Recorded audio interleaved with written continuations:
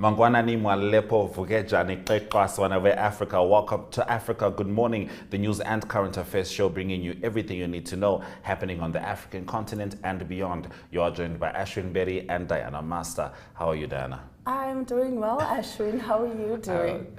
I'm an Arsenal fan and I'm okay. You're okay. I mean, Yeah. I wore red in loving memory of Arsenal. We're top of the table. I'll be fine. I mean, okay. Whatever helps you sleep at night. Yeah. Let me distract you for a little bit. That Let's helps. actually get into what you can expect in Yes. today's broadcast. Yes, that helps. Russia's new T-14 Armata battle tank debuts in Ukraine, according to the RIA. In Mozambique, an explosion of cholera cases after Cyclone Freddy. And South Africa not withdrawing from ICC. This is according to the presidency. We're also going to be crossing over to Zimbabwe to speak to Talent Gore, who will update us on all the latest stories that side. Stick around, we'll get into our top stories right after this break.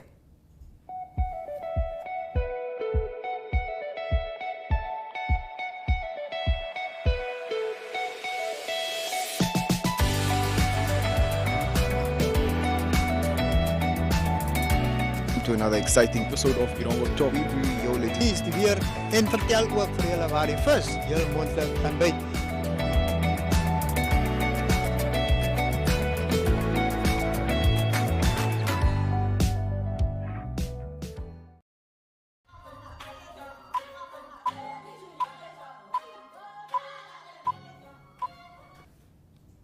Heading into our top stories, Russia began using its new T-14 Armata battle tanks to fire on Ukrainian positions, but they have not yet participated in direct assault operations, the RIA state news agency reported on Tuesday, quoting a source close to the matter.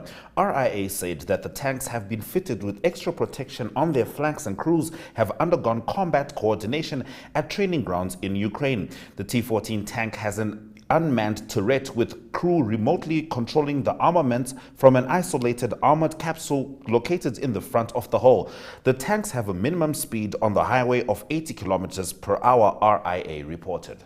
Getting into our next story, in Mozambique, an explosion of cholera cases after Cyclone Freddy. The number of cholera cases in Mozambique has increased tenfold since February, with more than 28,000 people infected in the southern African country, still reeling from the deadly Cyclone Freddy, UNICEF said on Tuesday. More than 28,000 cases of cholera have been recorded in Mozambique. Guy Taylor, spokesman for the Mozambican branch of the UN agency, which has distributed 2.4 million doses of the oral vaccine in the country, told a news conference in Geneva. This is 10 times the number recorded at the beginning of February, and more than half of the cases involve children, he continued, adding that the numbers continue to rise. The interruption of water supply, hygiene and sanitation services caused by the cyclone has increased the spread. According to the World Health Organization, the disease has killed 123 people in Mozambique since late last year. An acute diarrheal infection caused by eating food or drinking water contaminated with bacteria, cholera is on the rise, especially in Africa, according to the World Health Organization.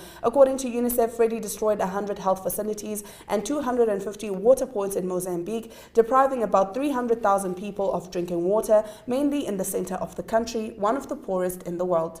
Now, the South African presidency has clarified statements by President Cyril Ramaphosa that the country would be exiting the International Criminal Court. During a state visit by the Finnish president on Tuesday, Mr. Ramaphosa said that the governing ANC has resolved to quit the ICC over unfair treatment. However, the presidency said in a statement on Wednesday that regrettably Mr. Ramaphosa had made an error. It said the country remains a signatory to the Rome Statute. The South African government is under pressure to take a decision on Russian President Vladimir Putin, who is due to visit the country later this year. The ICC has issued a warrant for his arrest in connection with the Ukraine conflict. Getting into our next story, Colombian president asks cabinet to resign ahead of a reshuffle. This is according to sources. Colombia's president Gustavo Petro has asked his cabinet ministers to resign ahead of a reshuffle. Two sources told Reuters late on Tuesday, as the leftist leader said he had lost his majority coalition in Congress. Petro's decision followed upset in Colombia's House of Representatives after a debate on the president's controversial health reform was abandoned after not reaching the necessary quorum. Some parties in the government government's coalition threatened not to approve the original bill. The political coalition agreed as a majority has ended today due to decisions of some party presidents, Petro said in a message via Twitter late on Tuesday. Such a situation leads us to a rethinking of the government, he said in a subsequent tweet. The reshuffle could see the departure of some of Petro's 18 ministers as well as movements of others to different portfolios, said one of the sources. A number of Petro's ministers, including Minister of Mines and Energy Irene Velez, have faced harsh criticism since Petro took office nearly 9 months ago on promises to make sweeping social and economic reforms. Petro has largely backed his ministers, including Velez, though disagreement over the health reform proposal already led to the exit of the Education Minister Alejandro Gaviria. Now, the United Nations kicked off a campaign on Monday to reverse dangerous declines in childhood vaccination due to the pandemic, sparking rising outbreaks of diseases like measles and polio. The World Health Organization and the UN Children's Agency, UNICEF, along with Gavi, the Gates Foundation, and other partners, launched the Big Catch-Up to boost child vaccination worldwide. Millions of children and adolescents, particularly in lower-income countries, have missed out on life-saving vaccinations, while outbreaks of these deadly diseases have risen. WHO Chief Tedros Adhanom Ghebreyesus said, "Catching up is a top priority. No child should die of vaccine-preventable disease." The effort comes after essential immunization levels decreased in more than 100 countries as the COVID-19 pandemic raged, leading to overburdened health services, closed clinics, and disrupted imports and exports of medical supplies. Communities also experienced lockdowns that restricted travel and access to services. And now bringing us to the end of our top stories, asylum seekers returned to Eritrea against their will. Eritreans fleeing fighting in Khartoum have told the BBC they are being forced back home against their will. Nearly 126,000 Eritrean asylum seekers and refugees live in Sudan, most having escaped political persecution and compulsory military service. An Eritrean woman who was heading by bus to Kassala says she never made it to the city in eastern Sudan, which is about 415 kilometers from Khartoum and where there's a large Eritrean community. She told the BBC her bus was stopped on Monday at a security checkpoint before Kassala, and all Sudanese passengers were forced to disembark. Kassala is in eastern Sudan, is home to a large Eritrean community. The Eritreans on board were then transported without their consent to the town of Abata Asha on the Sudan-Eritrea border, she says. There, officials are taking her details and insisting she cross the border into Eritrea, a one-party state and a highly militarized society. This account has been backed up by others. An Eritrean living in the UK said his younger sister, who had been in Sudan awaiting her asylum papers to move to Canada, was among them. Many Eritreans in Khartoum are there without the correct paperwork and are now fearful for their future. And it seems like the Sudan situation is bad for a lot of Africans, including Zimbabweans, who also had to evacuate. We'll be getting into that with Talent Gore after the break. Stay with Africa. Good morning.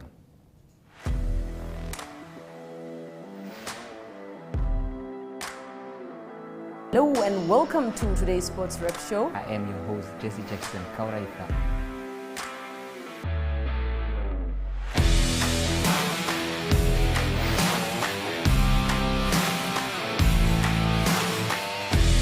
In replay, Namibia, who had won the toss for the first time on this tour. Good day everyone, time for international sports news, starting off with tennis news, both on the WTA for women's and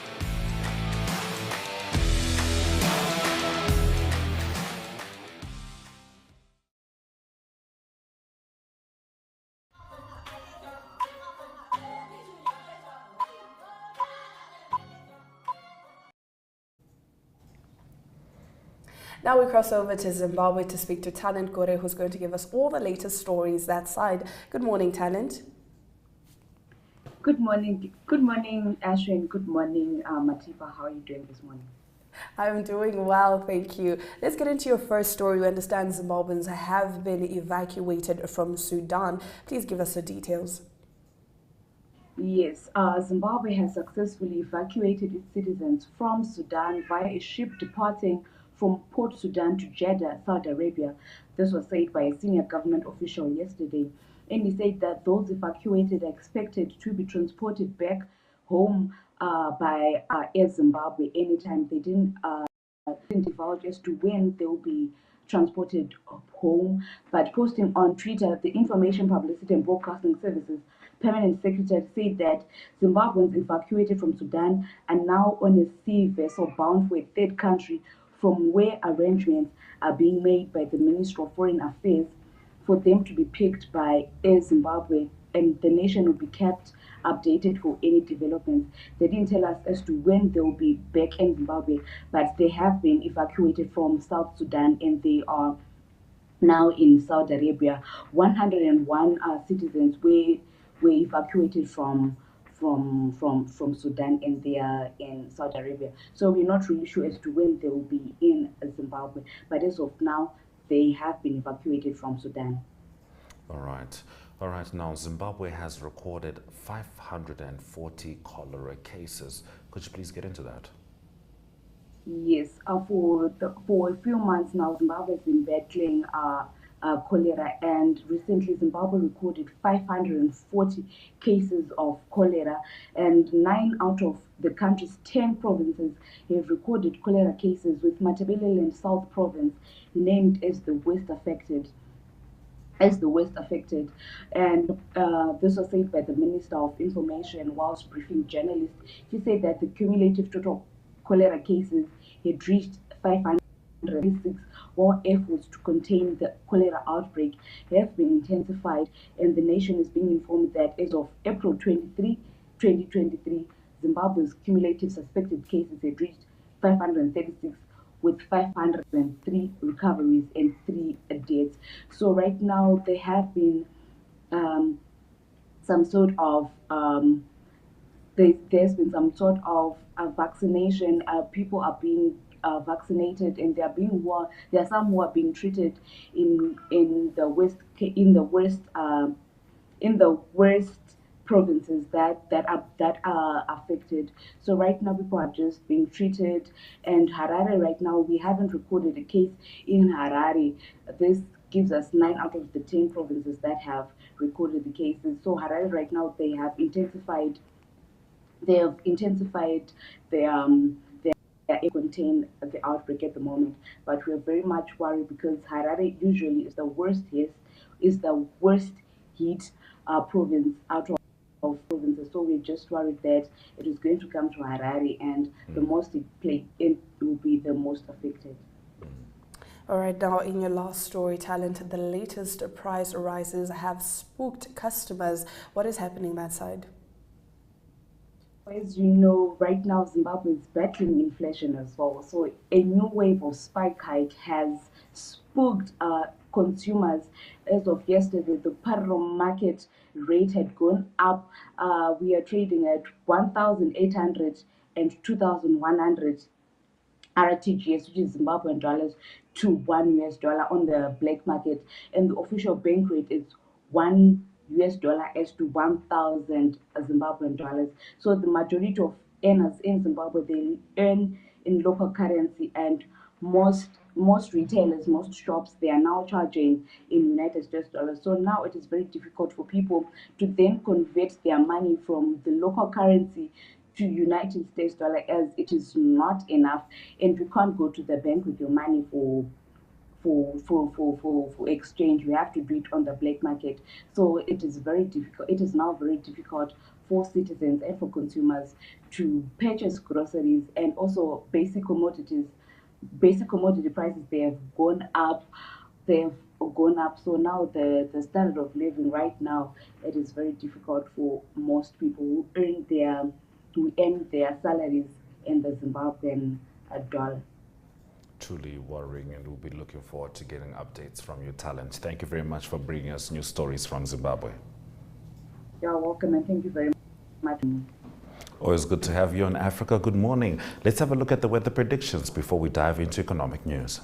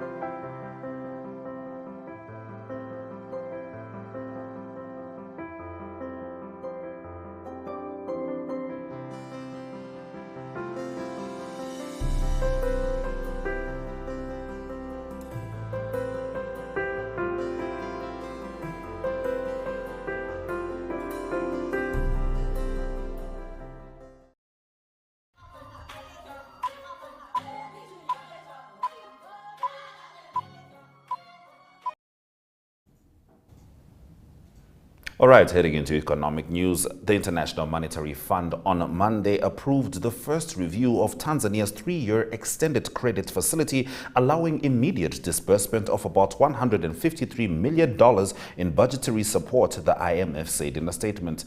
The international financial lender said Tanzania's economic reform program was progressing well in a challenging global economic environment, but authorities must work to boost domestic revenues while stepping up structural reforms to streamline bureaucracy and combat corruption.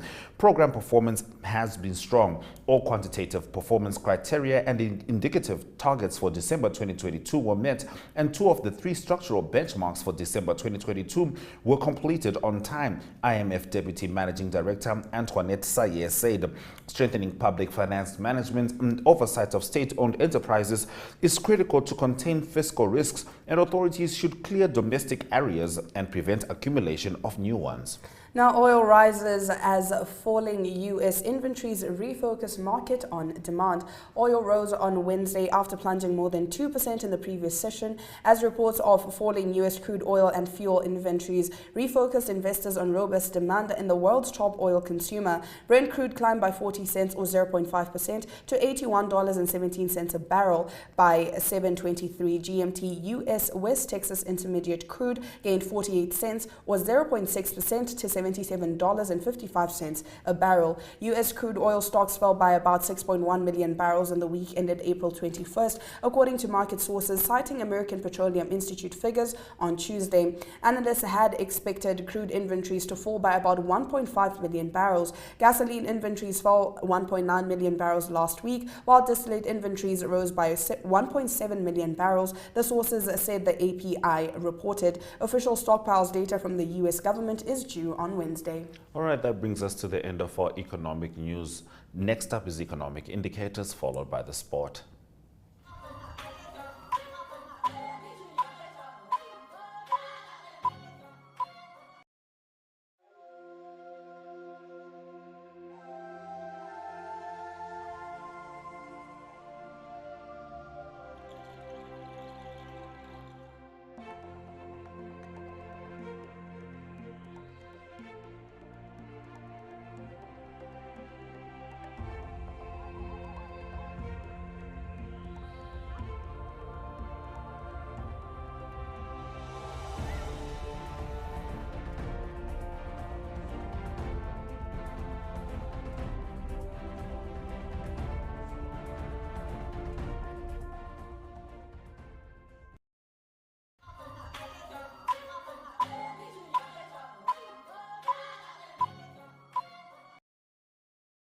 Good day, everyone. Time for international sports news, and starting off with tennis news first. And it's the Madrid Open that continues, or it's week 1. It's still the round of the first round with 128 players, both the men's and women's draw still in the draw.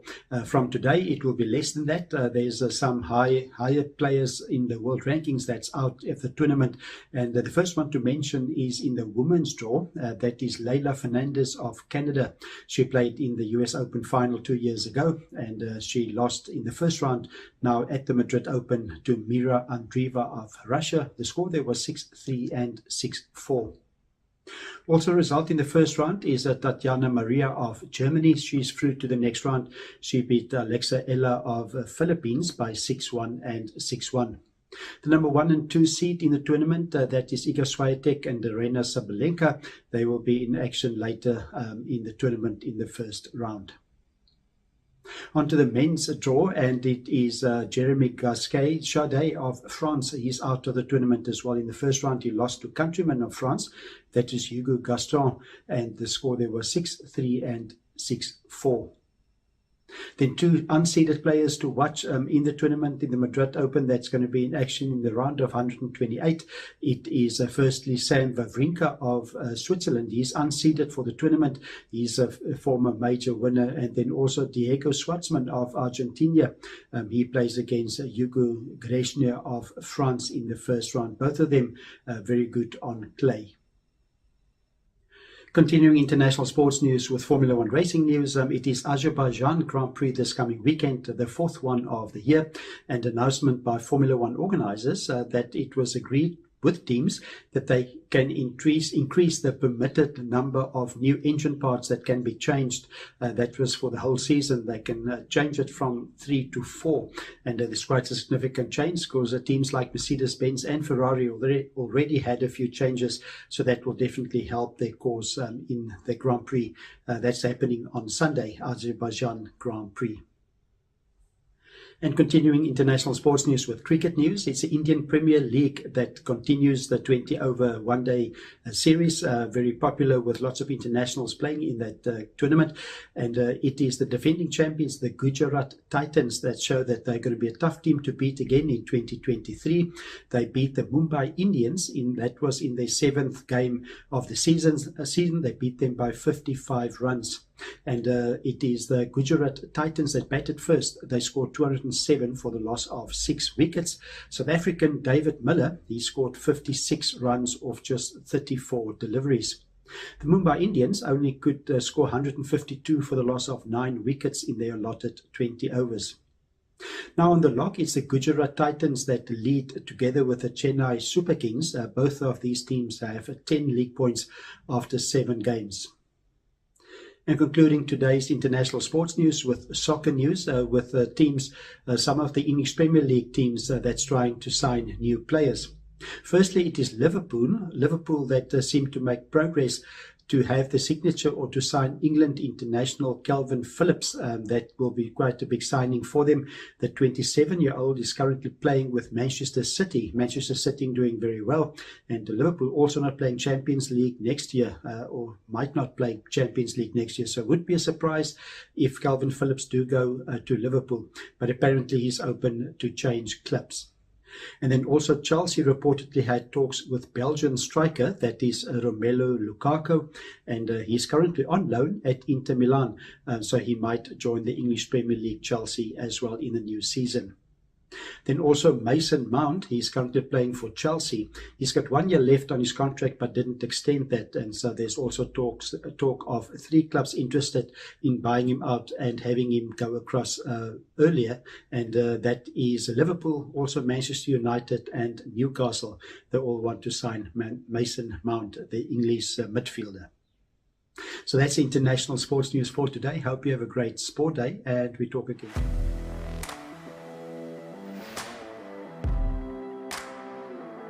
Hello and welcome to today's Sports Rep Show. I am your host, Jesse Jackson Kauraifa.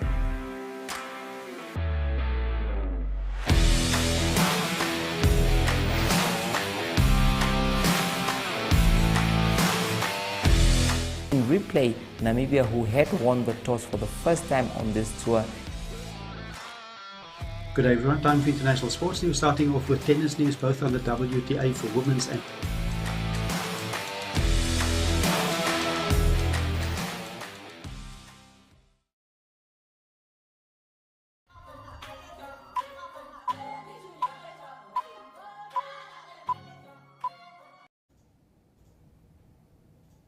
You're still with Africa. Good morning. If you're just joining us, let's take a look at the highlights from today's broadcast. Russia's new T-14 Armata battle tank debuts in Ukraine, according to the RIA. In Mozambique, explosion of cholera cases after Cyclone Freddy. South Africa not withdrawing from the ICC. This is according to the presidency. In economics, Tanzania IMF to disburse $153 million as part of a loan deal. Thank you for joining us this morning throughout the entire broadcast. Of course, there'll be a repeat at 8:30 on the same platforms. We are now on GoTV 25, so keep that in mind. And of course, the Tourism Expo is also happening right now at the Windhoek Country Club and Resort. So do make sure you pop by there and enjoy what's going on and what the Namibian tourism industry has to offer. From Diana Master and Ashwin Berry, Suraj Kanaka.